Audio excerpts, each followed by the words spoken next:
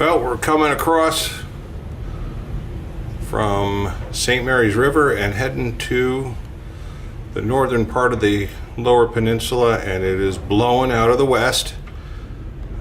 Steady 30 and gust to 40, and it's a little nautical. Let's see if we can catch some of the waves breaking across here.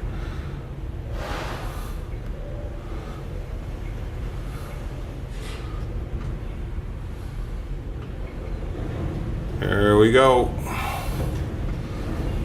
Some of those big ones.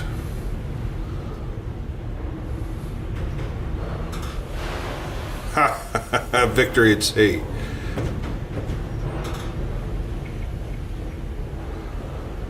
We've got about 12 foot of freeboard on these. So that kind of tells you how big some of these waves are.